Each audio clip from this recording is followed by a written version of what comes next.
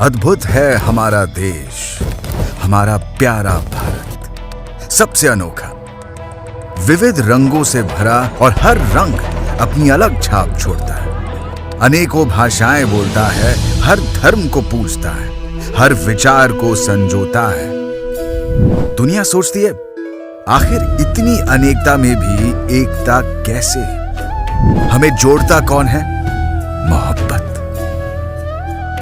यही हमारी संस्कृति, यही हमारी शक्ति। खुद ही सोचिए, चोट एक को लगती है, सैकड़ों मील दूर दर्द कोई और भी महसूस करता है। अन्याय के खिलाफ पूरा देश साथ चल पड़ता है। उन्होंने हमारी मोहब्बत छीनने की कोशिश की है, हमारे स्वाभिमान पर उन्होंने चोट की है।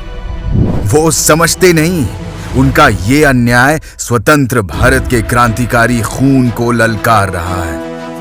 न तब सहा था, न अब सहेंगे। संसद से सड़क तक, कन्याकुमारी से कश्मीर तक, मणिपुर से मुंबई तक, न डरेंगे न रुकेंगे।